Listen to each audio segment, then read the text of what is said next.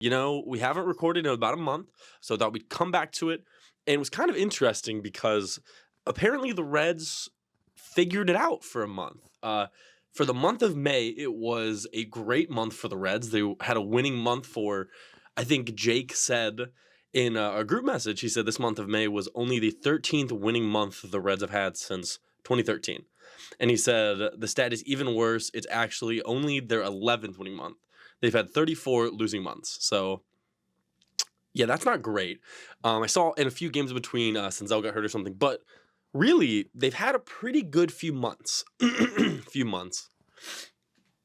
They've had a pretty good month. So that's not bad. I'm pretty sure they're still like 20 and something, if I'm being honest. I have no idea what their record is right now.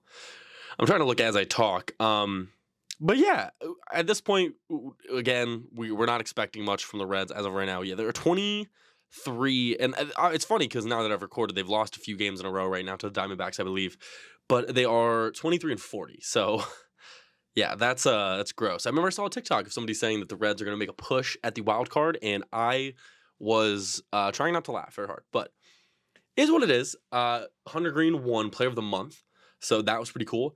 I'm not gonna lie, have not watched a ton of games. I think this next few weeks I'm going to try to watch a lot more games, dial back in, make sure to give you guys some commentary. But yeah, they were pretty good for a month, and then it seems like this month isn't starting particularly well for the Reds. But again, this is it's going to be interesting coming up with the trade deadline, with the All-Star break and everything. So far, they lost the series against the Nationals, which kind of sucks. They split the series with the Diamondbacks.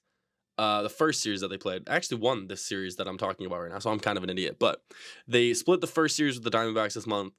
They lost the series to the Cardinals, and then they beat the Diamondbacks in this most recent series. This upcoming week, they play the Brewers. Then they play the Dodgers, the Giants, and the Cubs to round out the month of June. So that'll be kind of interesting to see. Dodgers definitely will be interesting because that's probably the last time I really watched the Reds was that Dodgers series away in LA. So that'll be kind of interesting to see how that goes. Again, not expecting a ton. I know the 18th is Floppy Hat Day, it's a bucket hat. I don't know why the Reds can't say it's a bucket hat, but it's a bucket hat giveaway. So if you're in Cincinnati, go get one. I wish I was gonna be in town. I would totally go. That seems like a fun game. Not gonna lie. I'm a big bucket hat guy. I don't know why, but it is what it is. So I don't really have a ton of commentary for the Reds right now. Haven't watched a ton. Definitely got to get Jake back on here soon so that way we can talk some Red stuff. Also talked to Rashad just the other day, so definitely gonna try to get him back on the podcast, especially around OTAs and training camp. I feel like a lot of people don't really know kind of what goes on as a player. So that's definitely something I want to talk to Rashad about. Get him back on in behind the mic. But yeah, it's kind of our Reds talk for now. Hunter Green's been looking good. I know India just played for the first time in a while the other day, so that's good too. Get him back in the swing. And it'll be kind of interesting. Again, I know Stevenson broke his thumb, so he's going to be out 3 to 4 weeks.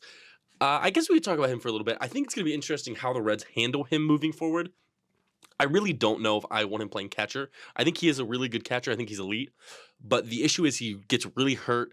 The catcher's kind of that position for me, it seems like, in the MLB, where you get banged up a lot. I think he has 2 concussions already, and then just now broke his thumb. I'm assuming he got hit by a pitch. That's my guess. I don't know if I'm being 100% honest. But yeah, I definitely think you're going to see him get moved at some point. It's tough because I would love to see him not DH because I think he's a good enough fielder, but I think like maybe when Joey goes, you move him to first. But at the same time, he's a really good catcher. So I think they're kind of in a pickle at this point with Stevenson just because he's so effective at the catcher position and he's really good. But it's the fact that I'm not sure if you can have your second and sometimes best bat on the team be out so much just because he keeps getting banged up solely off the defense. So I don't know. It's definitely something I want to get Jake's take on. Scott's too. But yeah, I love Stevenson. He's one of my favorite players on the team as of right now. He's just a ton of fun to watch play.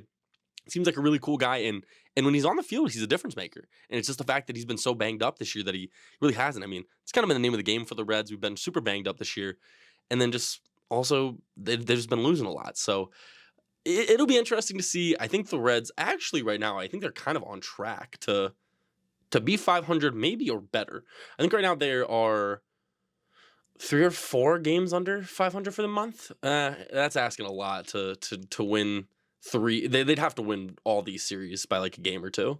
in order to end 500. But you never know. No one thought the Reds would win a month. They were the hottest team in baseball for like a hot minute. So them and the Yankees, but